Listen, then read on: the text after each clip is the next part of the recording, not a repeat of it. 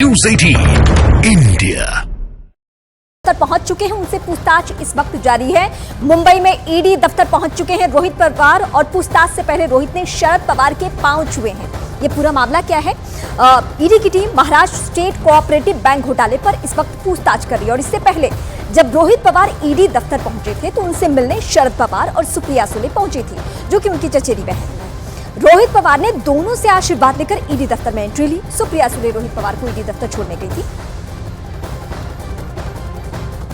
Investigations के दबाव में आने की, एक तो दबाव किस बात का, अगर हमने कुछ गलत किया ही नहीं है तो दबाव किस बात का। दबाव लेते हैं या दे सकते हैं, लेकिन अगर हमने कुछ किया ही नहीं है गलत तो फिर दबाव किस बात का। बहुत सारी फाइल्स मैं लेके जा रहा हूँ, जो भी डॉक्यूमेंट्स ईडी के ऑफिस और उनके अधिकारियों ने मांगे वो सब लेके जा रहा हूँ। उसी के साथ वो जो भी पूछेंगे उसको मैं उत्तर दूंगा और जो भी सपोर्ट करना है वो सपोर्ट मैं वहाँ पे करूँगा। अगर आप ईडी के अधिकारी के बारे में बोले तो वो उनका काम कर रहे हैं, उनके खिलाफ मेरा कुछ भी नहीं है। मैं तो हर वक्त उनको सपोर्ट करने के लिए सोचता हूँ और अभी सपोर्ट भी करूँगा। अगर जो हमारे विरोध में जो लोग हैं पॉलिटिकली, उनका अगर कहना है कि इस बंदे पे प्रेशर डाला जा सकता है तो शायद वो भूल गए मैं मराठी मानुस हूँ, मैं डरता नहीं।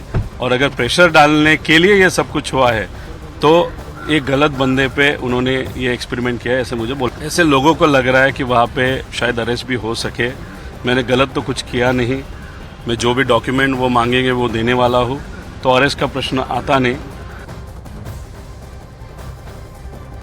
तो रोहित पवार तब ये बातें कह रहे थे जब वो ईडी दफ्तर नहीं पहुंचे थे। मेरे सहयोगी विवेक का एक बार मैं फिर रुख करूंगी। विवेक इस वक्त मुंबई में है। विवेक, अगर आप सुन पा रहे हैं मुझे इस वक्त, तो मुझे यही सवाल जानना है कि अजीत पवार जब अलग हो रहे थे शरद पवार से, उस वक्त एक जो चेहरा उभर कर सामने आ रहा था, उत्तराधिकारी के तौर पर भी लोग देखने लगे थे, वो था रोहित पवार का चेहरा। वो रोहित पवार अब कहां है? इस वक्त ईडी दफ्तर में है। मतलब हम ये कह सकते हैं कि जो एक सियासी दांव खेलने की शरद पवार ने कोशिश की सुप्रिया सुले के बाद रोहित पवार पर, वो ईडी दफ्तर में।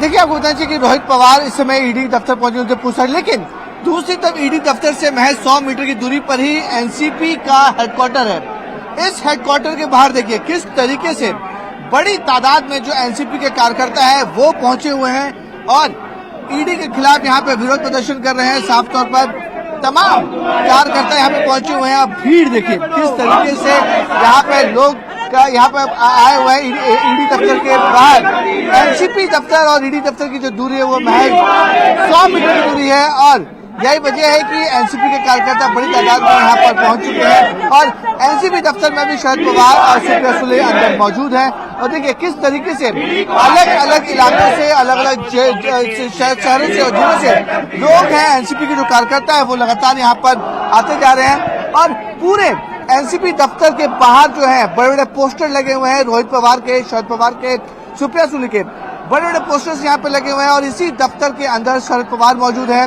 सुप्रिया सुले मौजूद है और सुप्रिया सुले खुद रोहित पवार को ईडी दफ्तर के मेन गेट तक छोड़ने आई थी और उसके बाद से जितने भी कार्यकर्ता हैं वो अब जमीन पर बैठ चुके हैं क्योंकि वो ईडी दफ्तर जाने की कोशिश कर रहे हैं। लेकिन मैं अपने कैमरा राजेश से बोलूंगा, आपको अगर विजुअल दिखाएं तो सब लोग सड़क पर बैठे हुए हैं और आगे के जो विजुअल्स हैं वहां पर पुलिस ने बैरिकेडिंग लगा दी है कि कोई भी कार्यकर्ता आगे बैरिकेडिंग क्रॉस करके ईडी दफ्तर तक नहीं पहुंच पाएगा।